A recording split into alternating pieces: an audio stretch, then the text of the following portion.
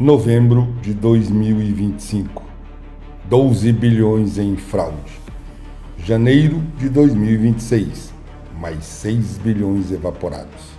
Ambos com a mesma consequência absurda: ajuda de ministros do Supremo Tribunal Federal. Você ainda acredita que bancos quebram por acidente? Ou vai admitir que alguém está roubando na sua cara?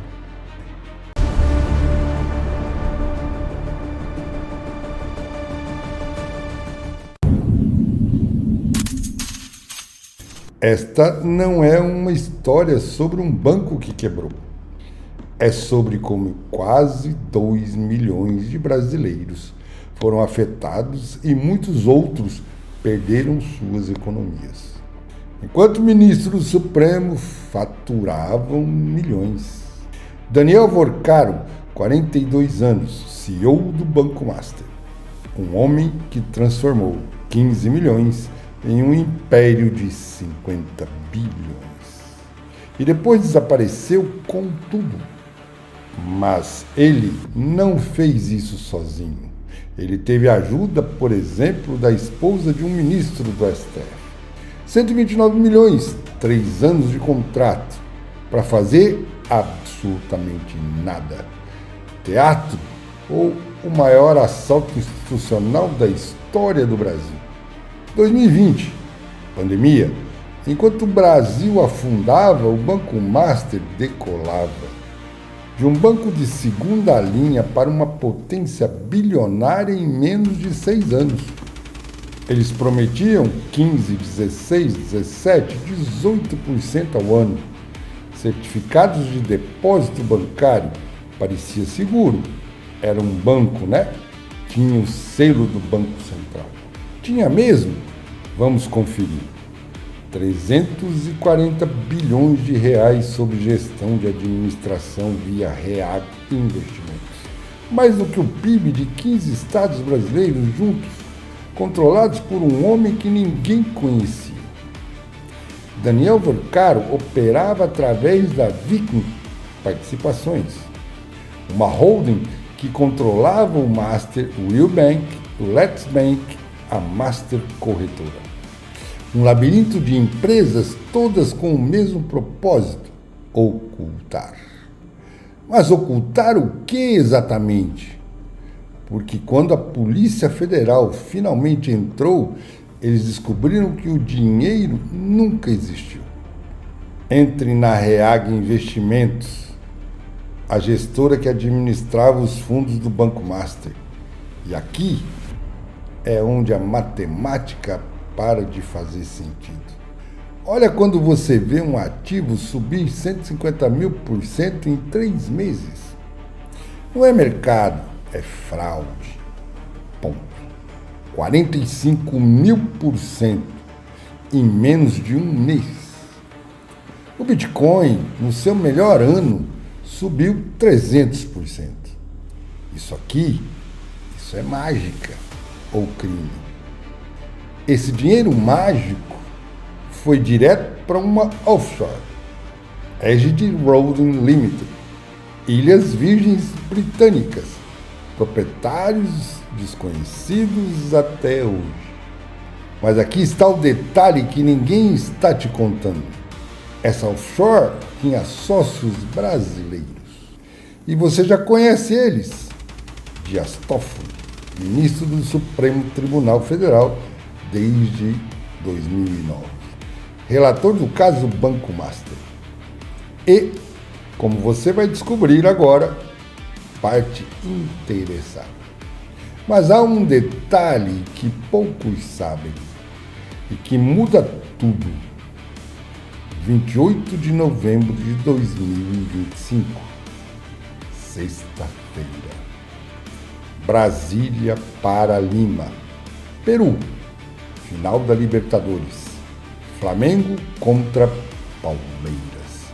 Naquele dia, o ministro Dias Toffoli embarcou em um jatinho particular. Propriedade de Luiz Oswaldo Pastore, empresário e ex-senador. Viagem de lazer, futebol, tudo normal, exceto por um detalhe. No mesmo voo, viajando ao lado do ministro Augusto de Arruda Botelho, advogado.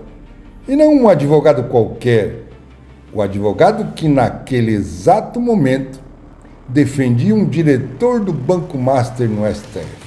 Luiz Antônio Bull, diretor de compliance do Banco Master, cliente de Augusto Arruda Botelho. Processo em andamento no Supremo Tribunal Federal. Você leu certo, ouviu certo, no mesmo dia em que viajou com o advogado. Toffoli foi sorteado relator do caso. Coincidência? Vamos fazer as contas. O STF tem 11 ministros. A chance de Toffoli ser sorteado para este caso específico, 9%. A chance disso acontecer no exato dia em que ele viaja com o advogado de um dos réus para assistir a um jogo de futebol? Estatisticamente, impossível. Um relator não pode ter relações pessoais com partes do processo. Viajar com o advogado da defesa é, no mínimo, suspeito. Deveria haver suspeição imediata. Deveria, mas não houve, porque Toffoli não se declarou impedido. E ninguém questionou. 3 dias depois da viagem, Toffoli decreta sigilo absoluto sobre as investigações do Banco Master. As provas são retiradas da Polícia Federal e transferidas para o STF, para a custódia de Dias Toffoli. Um dos possíveis investigados, investigando a si mesmo, o advogado da defesa, viajando com o juiz e todos em silêncio.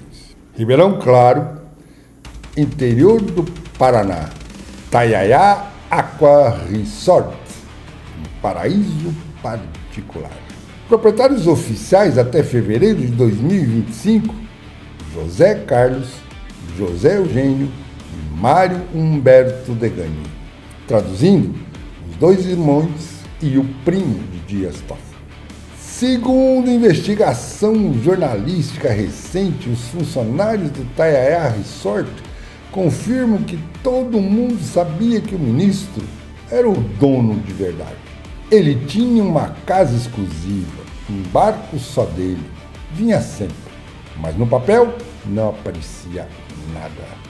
Não aparecia nada, claro, porque o dinheiro que comprou esse resort veio do fundo Arlim, o mesmo fundo que superfaturou cotas em 45.000%.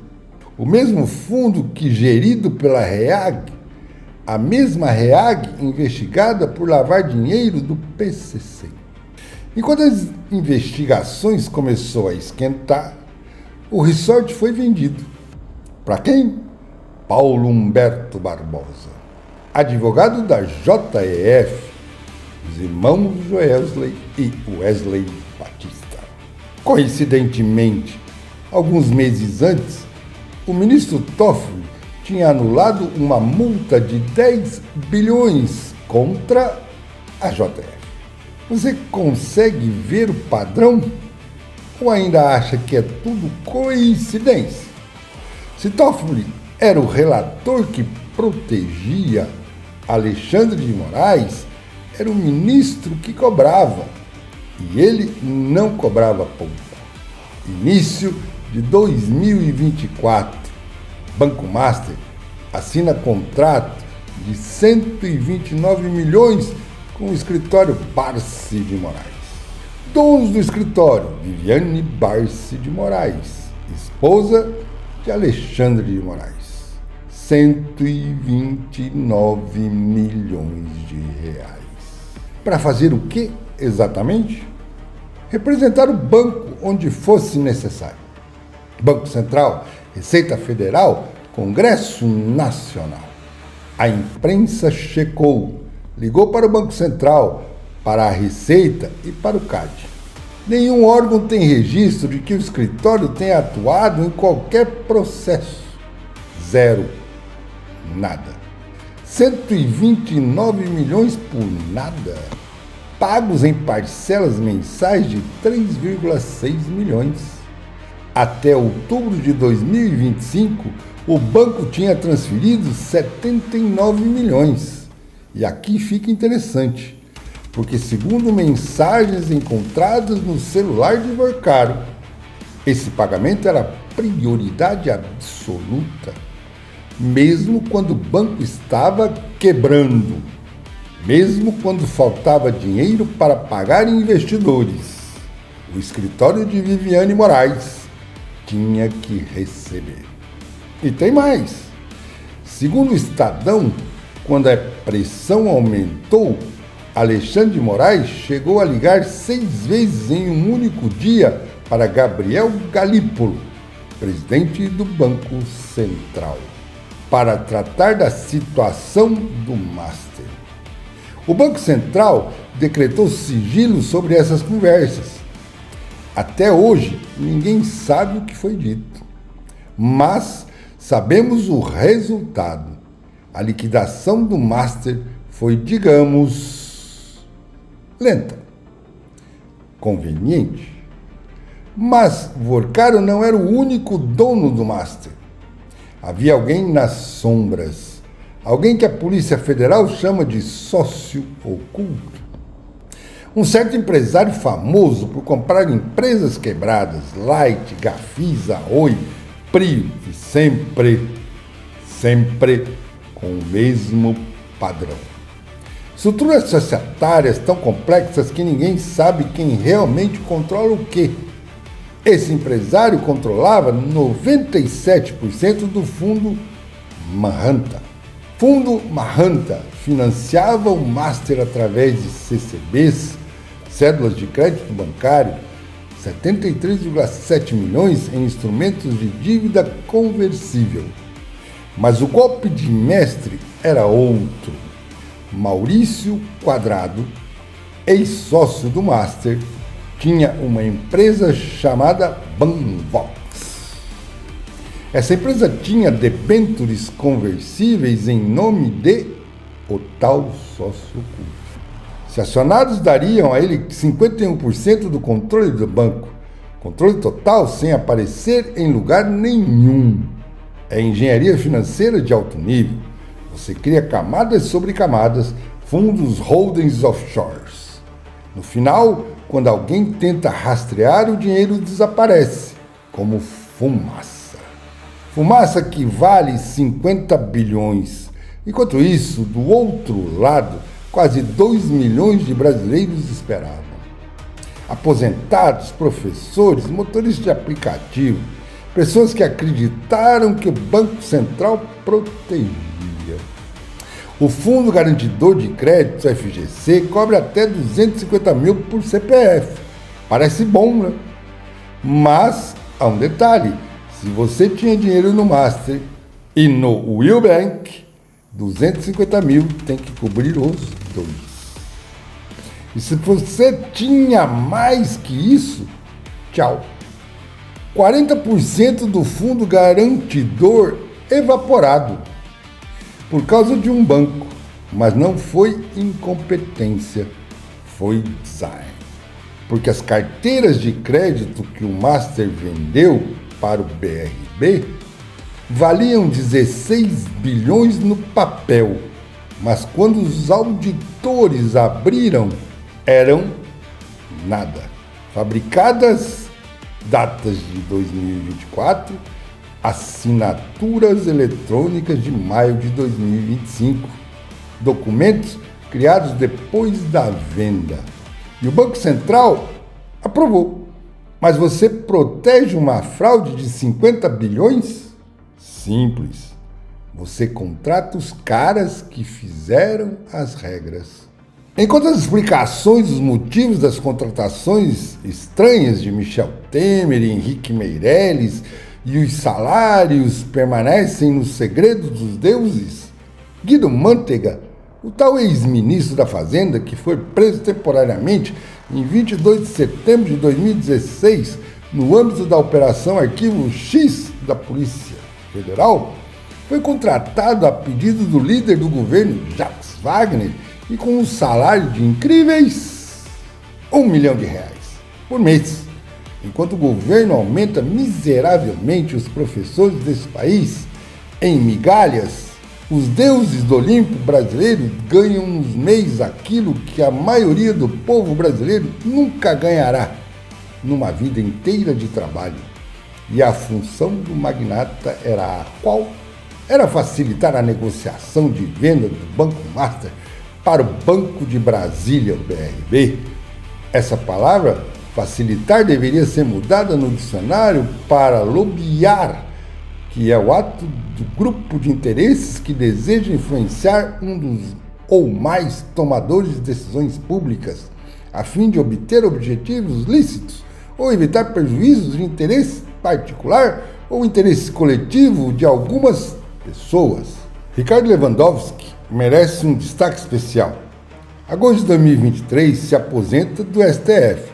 Agosto a janeiro de 2024, membro do Comitê Consultivo do Banco Master. Fevereiro de 2024, vira ministro da Justiça. Novembro de 2025, a Polícia Federal, que agora responde a ele, prende Daniel Vorcargo. Nada suspeito, tudo normal. Ele só investigou o cara que pagava seu salário alguns meses antes.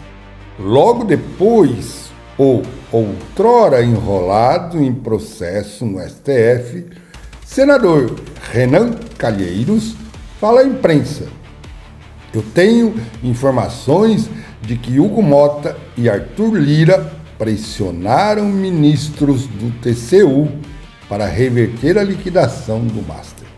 Isso é um escândalo que vai explodir.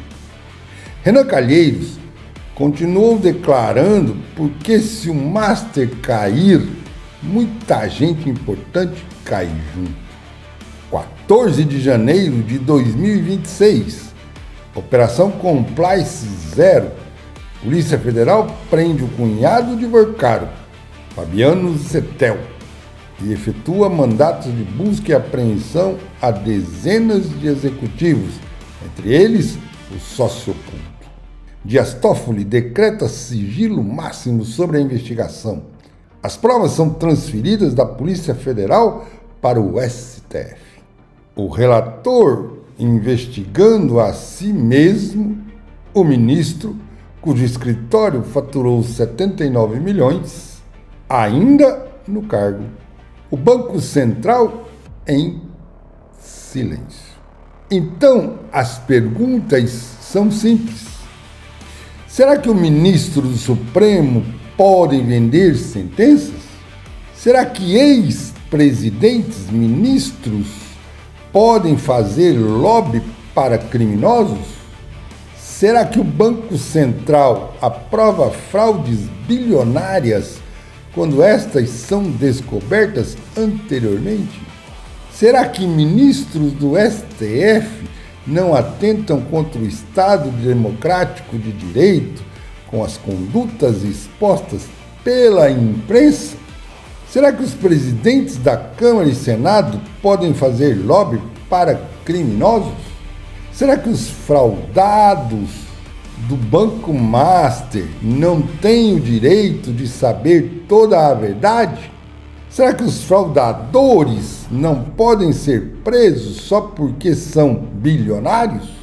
Será que os fraudadores não podem ser presos só porque compraram os donos do cassino de Brasília? O que sobra das instituições depois do escândalo Master? Quantos integrantes dos 3 poderes em Brasília sobrarão se deixarem saber a verdade? Muito poucos, porque o sistema não foi hackeado, ele foi projetado assim.